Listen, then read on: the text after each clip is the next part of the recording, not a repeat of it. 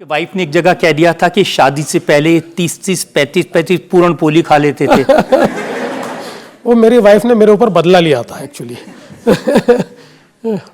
सही बात है, उन्होंने कहा था।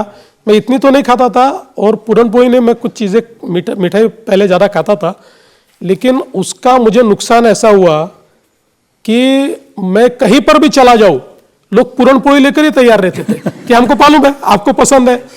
आखिर में 2-3 कार्यक्रमों में मैंने अपने आप को एक क्वेश्चन पूछवाया और वहां क्लैरिफाई किया कि मुझे पसंद नहीं है, मैं नहीं खाता, मेरे लिए मत बनाओ। तब से थोड़ा बंद हुआ है।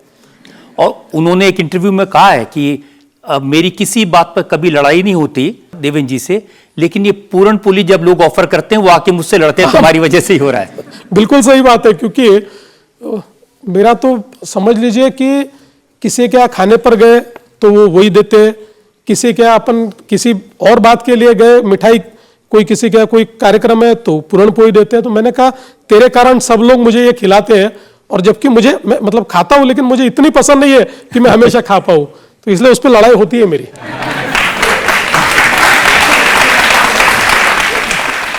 एक सवाल और ले सकते हैं? मेरा सवाल आपसे ये है कि आपकी वाइफ पब्लिक लाइफ में काफी एक्टिव है, तो ये मैरिज आपकी पॉलिटिकल मैरिज है कि लव मैरिज है? मेरी मैरिज अरेंज्ड विथ लव है। ये अरेंज मैरिज है, लेकिन मेरी जब शादी हुई तो मतलब जिस समय मैंने ये तय किया तो मैंने अमृता का फोटो देखा, मैरिज ब्यूरो से 3-4 फोटो मेरी माँ ने लाई थी, फोटो देखा, उसका नंबर लिया, सीधा उसको फ़ोन किया, मिलने बुलाया। 2-3 मुलाकातें हुए। मैंने पहली मुलाकात में उसको बता दिया कि मैं जिंदगी भर राजनीति करने वाला हूँ, कोई काम धंधा करूँगा नहीं। और पहले इसमें बताया, वो बैंक में उस समय भी काम करती थी। मैंने कहा देख, तेरा पैसा तेरा, मेरा पैसा मेरा, मैं तेरे को दूंगा भी नहीं और तुझसे लूंगा भी नहीं। तो अपने लाइफ का मैं अपनी लाइफ चलाऊंगा। तो दोनों का हमारा एग्रीमेंट हुआ 3-4 मुलाकातों में। फिर एक दिन हम लोग लॉन्ग ड्राइव पर गए और उस दिन हमने तय किया कि आप शादी करेंगे, और फिर सीधा उसके घर गए, उसके माता पिता को मिले, फिर मेरे घर गए, मेरी माँ को मिले और हमने शादी कर ली।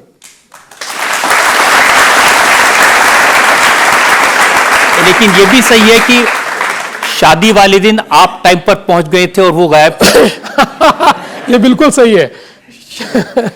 मैं समय पर आया था और उसको आने को टाइम लगा, और ऐसा हुआ कि उसके पिताजी ने फोन करके बताया कि इसको और थोड़ा टाइम लग रहा है, तो आप बारातियों को नाचने लगाओ। तो बेचारे हमारे बाराती नाचते नाचते थक गए, तब जाकर वो पहुंची। लेकिन वो राजनीति में नहीं है, लेकिन राजनीति पर कमेंट जरूर करती रहती हैं। मैं देखा कि उद्धव ठाकरे से काफी उनकी तकरार चलती है। जब उद्धव मुख्यमंत्री थे तो उन्होंने एक ट्वीट किया जिस पर उन्होंने लिखा कि एक राजा कपटी था।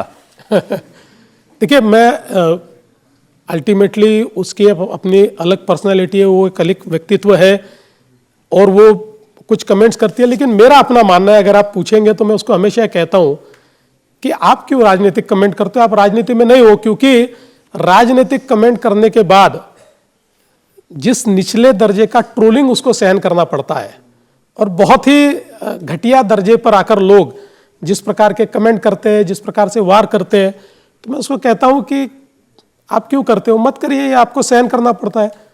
सुनती है और कभी कभी कर देती है। नहीं, लेकिन इंटरेस्टिंग कमेंट करते हैं। उन्होंने उद्धव जी को लिखा, ओ भोगी कुछ तो सीखो हमारे योगी से।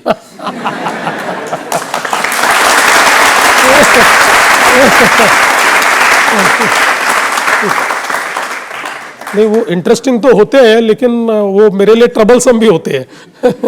और कभी कभी वो वीडियो बनाते हैं, उस पर पॉलिटिकल कंट्रोवर्सी भी होती है। एक वीडियो था जिसमें आप भी थे, जिसमें पुलिस कमिश्नर थे, सिविल कमिश्नर थे, तो कहा कि ये मिसयूज कर रहे हैं पूरी पोजीशन का। नहीं, वो एक्चुअली एक रिवर एंथम तैयार किया था, नदी को बचाने के लिए एक बड़ी कैंपेन हुई थी और उसका रिवर एंथम तैयार हुआ था। और उसमें ट्रोलिंग इसलिए हुआ, वो सब लोग थे इसलिए ट्रोलिंग नहीं हुआ। उसमें जिसने वो रिवर एंथम तैयार किया था, तो उसमें मूल रूप से हम सारे लोग एक साथ मिलकर और वो गा रहे थे एंथम, और कुछ इशारे विशारे हाथ वाथ कर रहे थे।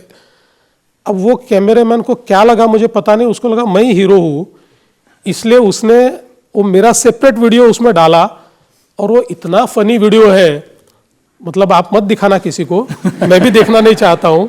वो इतना फनी वीडियो बना, उस पर इतने मीम्स बने, मैं तो मतलब हैरान हो गया, इतने मीम्स उसके ऊपर बने। तब मेरे ध्यान में आया कि अपना काम नहीं है, अपन ने शांति के साथ बैठना चाहिए। तो काफी ट्रोलिंग उस समय हुआ था, ये बात सही है। सर, आपकी वाइफ सिंगर है, वो आपके लिए क्या गाती हैं? देखिए, हमारा तो पहले से तय एक दूसरे के लिए कुछ करना नहीं है, तो इसलिए हम लोग खुश है। लेकिन सिंगिंग उसका पैशन है, बट वो अभी भी, शी इज़ अ बैंकर, अभी भी बैंक में काम करती है, लेकिन सिंगिंग बहुत उसका पैशन है। वो अभी भी गाती है, भले ही गाना न गाए तब भी रियाज करती है, और मतलब बीच बीच में कोई एक आधा गाना तैयार करती है, गाना कंपोज भी करती है। तो मुझे लगता है कि वो पैशन है, इसलिए वो करती है उसको। कभी आप भी सुनाते हैं कुछ उनको? देखिए, आप भी शादीशुदा है, कोई अपनी वाइफ को सुना पाया है? आप डी रजत शर्मा होंगे और मैं देवेंद्र फडणवीस मुख्यमंत्री होऊंगा, तो भी घर में वाइफ की सुननी पड़ती है।